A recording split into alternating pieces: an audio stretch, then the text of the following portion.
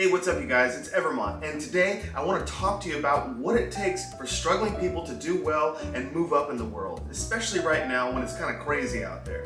It's 2021, shit's going crazy, we gotta figure something out, let's do it together. I'm not gonna try to teach you about doing passive income or how to work some kind of internet dropshipping sales schemes in this video. All of that information is good, but this video is for people who need help and just don't have the resources to pull off those kind of strategies quite yet. I'm going to quarterback a game plan for people in desperate to nearly desperate situations. There's no quick answer to your troubles, and there's a lot of crucial information in this video, so be sure to stick around until the end, and if you have any questions about potential plans you might be making, be sure to ask in the comments, and I'll do my best to answer. In survival, attitude is everything. It's very important for us to be able to distinguish between our ideology, which is the way we think things should be, and the reality of how things actually are.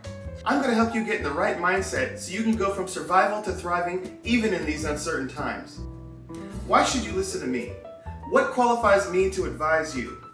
Well, I've been in jail, I've been homeless, I've been a drug addict, I've suffered for free my entire life until in 2010, something changed and I started to critically think and make moves that allowed me to buy my first 3 houses in 2012 and become a landlord with passive income before I even turned 30 years old. I really have gone from rock bottom to having passive income and made a lot of mistakes along the way, so I can really help you make some adjustments if you're ready. I don't know everything, but I can help you get your game plan together so you can get on the right track and start making moves towards living the American dream. It's all about mindset. I don't care where you send me, I'm going to make something out of nothing. I'm going to make myself critical to other people's lives so they need to pay me well and I can move up quick. You can never hold a guy like me down. If you took everything I owned away from me, I would just get it all back. If I live to a ripe old age, I'm going to be a millionaire.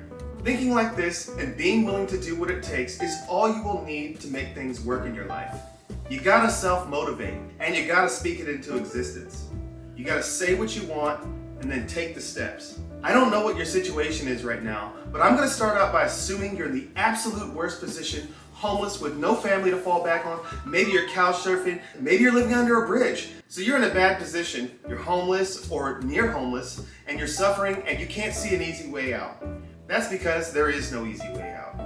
And I'm sorry guys, but I need to be Captain Obvious for a second and tell you my best advice for someone at this stage of the game is to apply for benefits if you can, seek unemployment, or go get some kind of government aid, whatever you can qualify for. Many people assume that they aren't eligible when they are, so be sure that you at least speak with a social worker. Get some kind of income coming in to tie you over during the metamorphosis you need to undergo. Even if it's a job you don't like, you gotta produce to consume and you're gonna have to do something. If for some reason you're ineligible for benefits, maybe you're undocumented or some other caveat disqualifies you, that's fine. Whatever you do, I don't want you to get into the mindset of helplessness and despair. Attitude is everything. Now, if you're homeless, you might already know that libraries are awesome places to take naps and surf the internet and plot your next moves. Gym memberships help keep you clean and provide showers and help you relax with jacuzzis and pools and steam rooms. It really helps to keep your morale up in a situation like that. And there's nothing worse than being homeless with no safe place to unwind and relax at night, so a gym membership at a place with showers is crucial. It's so important that you keep yourself clean, fed, and groomed so you feel better about yourself and people are less likely to cast judgment on you. Credit card providers don't lend money to people who desperately need it, and people with our protective mechanisms that deter us from allowing dirty, desperate people into our lives are no different from the credit card companies in that way. Being clean and well kept gives you an important social credit that you need to maintain at all times. When you present yourself correctly, people in this world are extremely generous and closed mouths never get fed. So do yourself the favor of getting your appearances right, getting your vibe right, and getting on Craigslist or Facebook or other platforms and go ahead and just pour your heart out and make yourself and your situation known to your community. Be sure to explain that you are not some liability that will just use people, but you are an up-and-coming winner who just needs a little help, maybe a place to stay, or certain items that could help you on your journey. People are great, and they want to help you if you project yourself the right way. Try your best to be confident and tell yourself the truth. Even if you don't get help from people, it's not going to stop you because you are in control of your trajectory in this life. I was homeless in my early 20s. I had no skills to speak of, and I was young and naive, but I somehow instinctively knew to keep clean and ask for help, and I ended up living with my generous friend Armando, who allowed me to stay at his house until I was able to enroll in Job Corps. Now, in retrospect, I wish I would have done something different, but I got a video on that coming out, and I'll link it in the description whenever it becomes available. Maybe you have a job, but it's just not enough, and there's no upward mobility. You can't save any money, and you can't go any further, and you're just stuck with enough money to exist and pay your bills eating top ramen and tater tots. That's what I call suffering for no reason. Your number one weapon is going to be knowledge. Fortunately for you, knowledge is easy to acquire these days because everybody has a smartphone, which pretty much gives you unfettered access to the internet for a very low cost. But what kind of knowledge? And where should you start? You need to make yourself hard to replace and easy for you to find work anywhere with or without a boss. You need to be in demand. If someone won't hire you, you need to be able to post a Craigslist ad and get to work selling your services. You need to have services people depend on and can't live without and will be forced to use your services whether they like it or not. Think about things that people can't live without. Think auto mechanic, plumber, electrician, heat and air technician, legal aid, tax preparation, any kind of labor people can't escape paying for. When you're formulating your plan, be sure to check and see if it meets this criteria. Get on that smartphone of yours and figure out what sort of skill you're going to add to your survival portfolio. By the way, the best survivors have a multitude of skills because they know having a multitude of skills makes you stronger. That's called diversification, my friends. Personally, I'm an ANSI certified auto mechanic, heat and air technician, electrician, plumber, and general construction jack of all trades. I can't tell you how many hats I wear. Really, it's crazy. But you gotta start somewhere, so pick one and get started and force yourself to obsess over it and get tunnel vision on it until you have enough knowledge to convince potential employers to hire you or even go work for yourself if you feel you can. I don't recommend trade school for people in survival mode because they can work an entry-level position and study in bed at night and on weekends. You need money. School costs money, but it doesn't pay any money. Everything I ever learned in school isn't what got me hired or gave me the skills. School helps you to understand theories and mechanics, but only hands-on labor gives you the skill set. Theory and mechanics can be studied in books and on YouTube. Also, employers will pay you to go to school if they believe in you, so I recommend a job ASAP, and I would totally put off school for later. And you're listening to a guy who went to school. I've already done all that. Hear me. Now that you know the very basics of the trade that you're targeting, you can talk yourself into an entry-level position as an electrician's helper, heat and air helper, or some other form of skilled laborer. The more technical, the better. Do yourself a favor and be honest about everything because people in skilled trades will understand and admire your commitment to bettering yourself and joining the workforce to make money instead of being like most people who cry and consume but never produce anything. Remember that the trade you're applying for is full of experts, so if you lie or misrepresent your skill set, they will call you on it and it will be embarrassing and stressful. Be honest and you will get answers, training, and tolerance. We've all been that guy at some point. We call him the FNG. Also known as the fucking new guy. It's not bad, it's just an endearing term, and it's what you're gonna be. By the way, my philosophy on occupational licenses like contractors' licenses and things of that nature is that they're just rights the government has stolen from us so they can sell them back to us and cause the prices of services to go up. I don't get mad about it, I just understand it and I'm not falling for it. If me working hard to make a living doing honest skilled labor for a willing customer is a crime, then I guess that makes me a criminal because I'm not starving or suffering if I don't need to, just because I don't have a piece of paper that says I can officially glue pipes together and do handyman work for money. I'm a free man and I'll work if I want to. If you're gonna do this, the best thing you can do is be honest with those customers who hire you for services because once you're honest, then the liability is all theirs. If you lie, you're the criminal and can be arrested, but if you don't lie, they are responsible, so just be honest, it's pretty simple, lies ruin everything. The police have sting operations in place all the time and they're always looking for unlicensed contractors who are bidding jobs pretending to be contractors. The way you avoid getting in trouble is to just be honest because even if it's a sting operation, there's nothing illegal about you telling people that you're looking for skilled work and being upfront. Call them the boss. I'd like to see them prosecute that in court. It's just not possible because we have a freedom to ask people if we can get work from them. And if you're honest and you don't lie about any licenses or anything like that, it's just not going to go over well for the prosecution in court.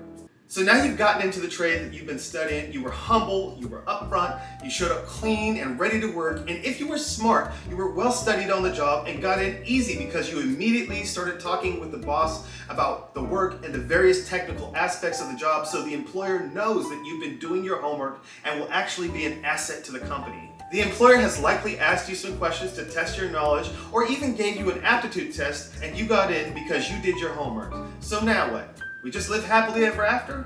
Nah. No, homie. No way. Your learning has just begun. Now, you have a new goal, and that goal should be to be able to work alone without anyone helping you. You want to be able to perform every aspect of the job without having to ask someone for help all the time, because the whole goal is to be able to hire yourself eventually.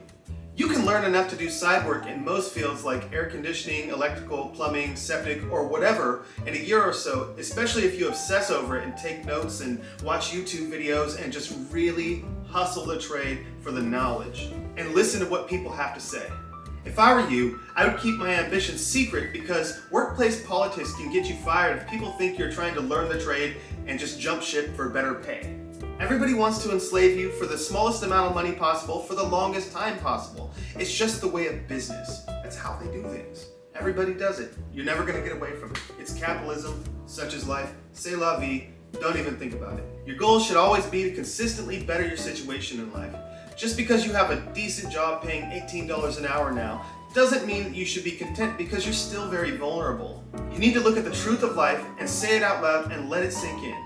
I am an employee working for somebody else and I don't have my own home and I have lots of bills. If I lose my job, I can lose everything else if I can't find side jobs. This leads me to my next point. You need side jobs! From the moment you get your job and start to feel comfortable you can do enough solo, you should always tell friends and family about your work, and people always want you to do side jobs. Never talk about side jobs with other employees at your work or your boss. What you do outside of the business is your business, not theirs. The only thing you shouldn't do regarding side work is steal customers from your boss. Never try to poach your boss's clients. It's unethical, and you don't need to do that if you've chosen a worthy trade, because everybody needs it.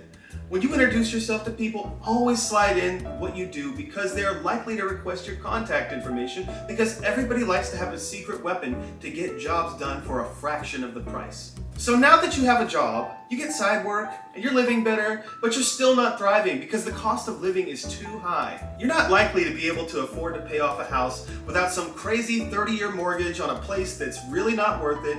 This is a huge problem that can be easily remedied if you're brave enough to make moves. You need to move to another state. If you make $60,000 a year in California, you can't buy a house unless you live in some rural desert wasteland. But in Florida, you'll feel rich by comparison. Wherever you move, you need to do the research and figure out the cost of living versus the wages of your chosen trade. You should call around and interview potential employers. Also speak with landlords about the living costs. Really be a detective because moves are hard and costly, so you should get it right the first time by doing your homework. What you want is tolerable weather, whatever that means to you. You want relatively cheap housing and lots of people who need services but don't work, like retirees, and a good bit of tourism to seasonally inject money into the local economy. That's how I made my choice. In 2012, I moved from California to Florida and became an instant landlord. I didn't even rent. I bought homes for cash, and I'm going to make another video about it. So if you want to learn how I did that, be sure to like and subscribe so you can see when my new videos come out, because I'm really going to spill the beans. I bought 3 houses at the same time on the same street, and it's an amazing story. Now I'm super happy. I'm not rich at all, but I have financial security that I obtained through hard work, and I don't need to answer to anyone except for my wife and kids. Nothing in this life is going to be easy, but you really can't be proud of your easy accomplishments. It's the hard ones that really make you just feel it. Our struggles give us the fortitude to help us grow and achieve new heights. So every time something bad happens or you meet a roadblock, just understand that the solution is an experience that you get to keep forever. It's a lesson that always is going to benefit you as long as you're willing to adapt. You just can't lose. The people who live the hardest lives are those who expect the world to change for them, but aren't willing to change themselves. I said it in the beginning, and I can't emphasize it enough, so I'll say it again as I end this video. In survival, attitude is everything. It's very important for us to distinguish between the ideology, which is the way we think things should be and the reality of how things actually are. I sincerely hope I've helped you get into the right mindset so you can go from survival to thriving even in these uncertain times. Now get out there and be somebody.